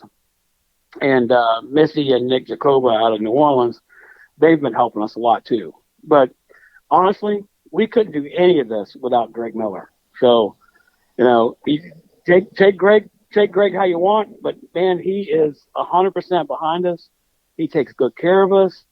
He allows us to do what we do and doesn't ask for anything in return except to be our friend. So. Yeah, and I appreciate you saying that. I know you've known Greg, I think, a long time, and that kind of goes back to what I was saying even earlier, that I think it's important that there's people that want to stay home and not go to a show because they're like, well, I don't want to go to that show because and it could be any show, right? But you could go out, you could pay the entry fee just to pay the admission for the day, go out there and have a great day, and then, by the way, stop by let's talk about it now, the booth thing that you guys have where you take the donations and stuff. Tell us a little bit about, I saw it at Scrapin last year, and it's this really cool thing. So tell us about like the setup that you always put up and how that came about. Well, last year was the first year I got with a buddy of mine, Brad, who's a metal guy, and he donated his time. He owns a company called Bomber Interiors, and it's not really a company. It's just a hobby. Okay. And he said, Doc, man, he goes, let's design this. He goes, and this will be a way for people just to walk by and stick money in here that's not going to be here on Sunday. And it's probably about 10 foot tall, and it has a huge sign that says Cruisin For A Cause on top. We haven't been able to refine a motor that can spin it without burning up, but the whole thing was, it lit up, it spun. It was it's all aluminum. It looks like it came out of probably the 40s in the way we have it designed. And you know what? It's nice because we have a fan in there, so it'll blow the money around. So you walk by, and last year, you put $5 in, you got a ticket to win a set of air compressors. This year, we're hoping to have it out there, probably near you guys' booth, and hopefully people just walk by and just put money in it. Look up the families that we're helping out on our page. It's Cruisin For A Cause Gulf Coast, and look up the families and go by and just put $5 in, and the $5 you were going to spend on an iced tea or a beer, stick that in the box. And if you find me, I'll buy you a beer. That's awesome.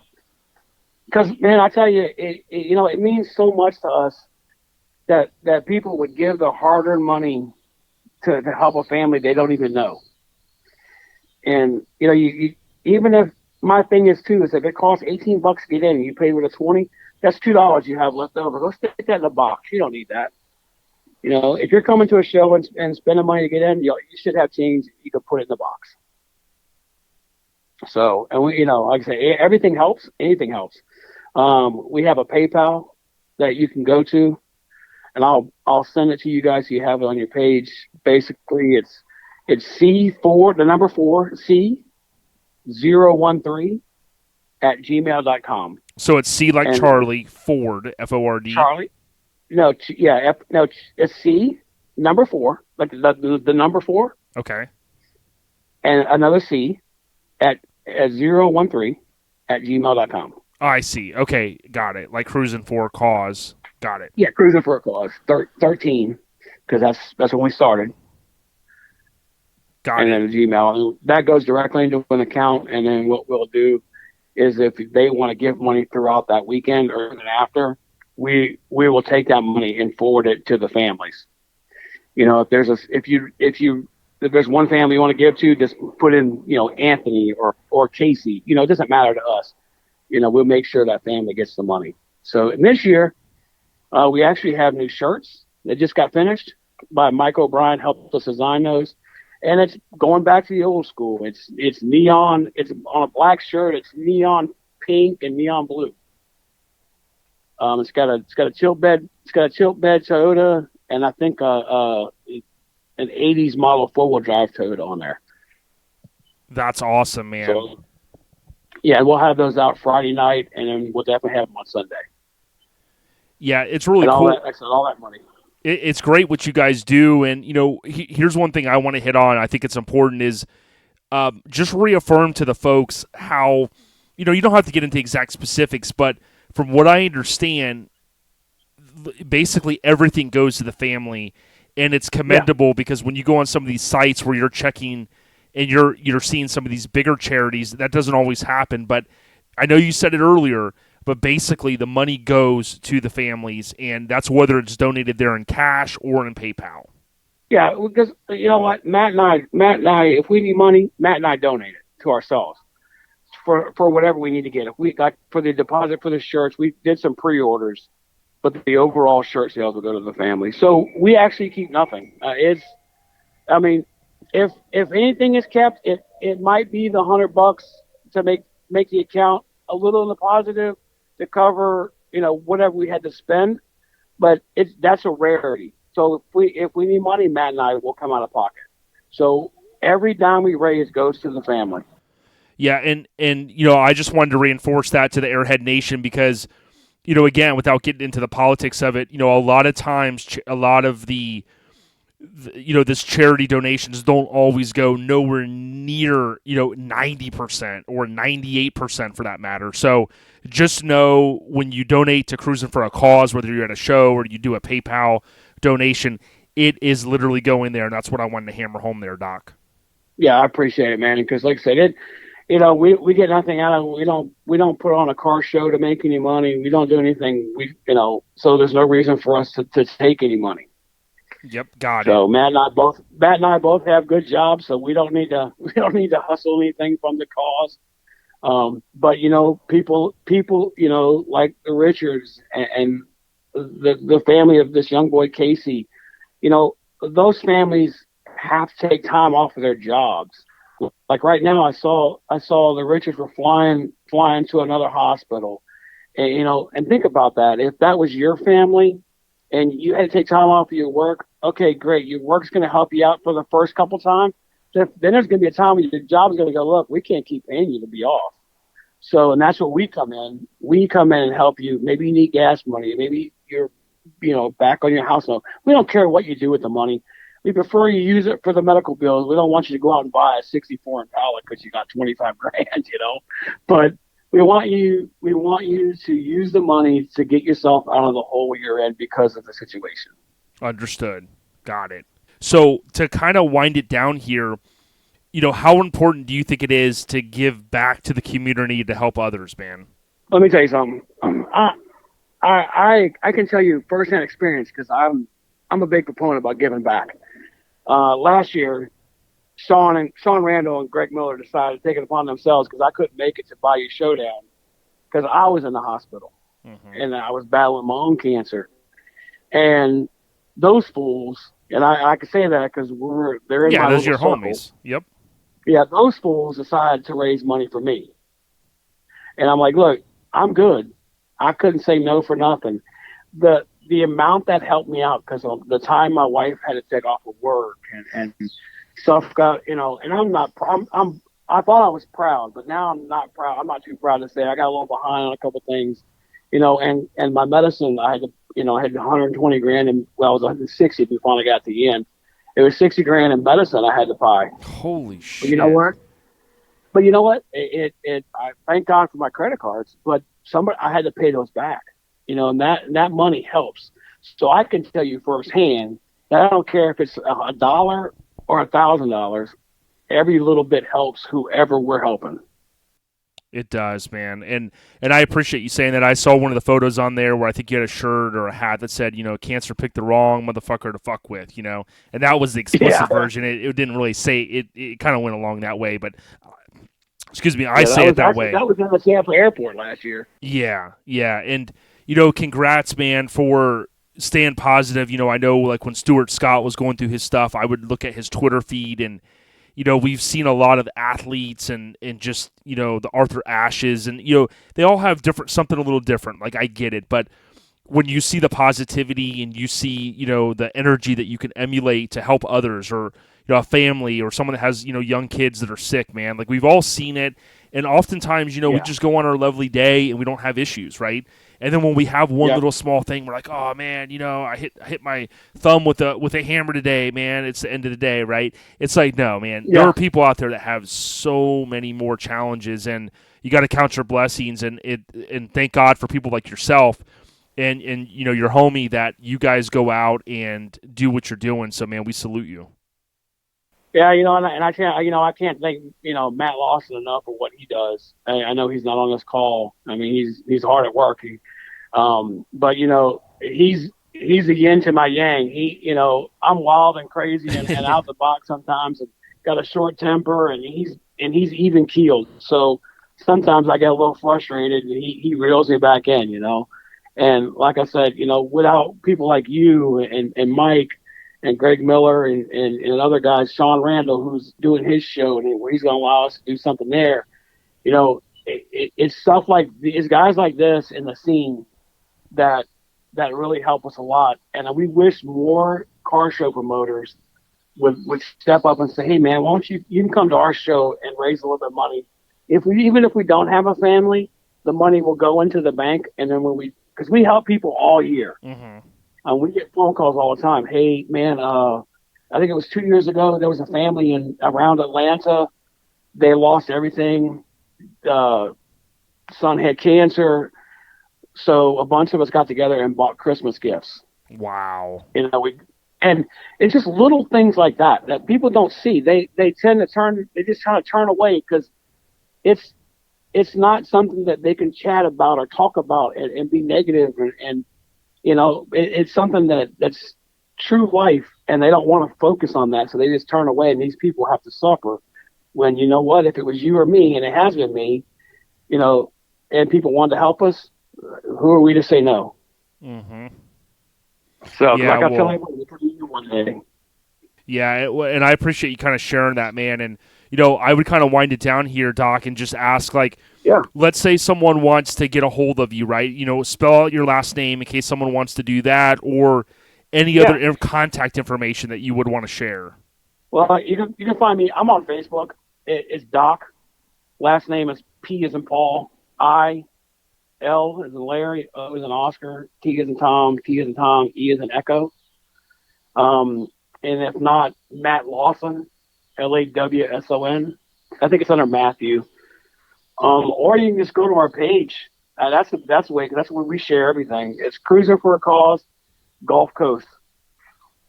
Cool, man. And you can find us, man. And look, just ask us anything. We're here to help. Yeah, I appreciate you saying that, man. But yeah, for everybody that's going to Scrapin the Coast, you guys are going to see it out there. We're getting kind of close. You're going to see the guys out there, and just know that there's a lot of good that goes in the scene. Doc mentioned earlier, sometimes there's some negativity flying around Facebook and this and that. But, man, keep it positive. Just know that there's people out there like Doc and Matt or Matthew Lawson. They're doing good stuff. So, we salute you, man, and go by, throw in a couple donations, some change, dollars, $5, whatever you guys got at Scrapin the Coast. It's for a great cause, and thanks Greg Miller and the Custom Car Show Productions crew for allowing this to take place, man. So cool. Well, thank you so much, brother. And, Doc, keep in touch. Anytime. You got my number. Save it. I've saved yours. And, we'll stay in touch, Cool. dude. And I can't wait to throw in on the pot, dude. It's for a good reason, brother. Yeah, I'll hit you up when I come down that way, too, because, man, I'm always in Tampa. Yeah, you call me anytime, brother. We'll sync up. All Okay. right, brother. Take it easy. Have a great night, Doc. See ya. You too, brother. Peace. Bye.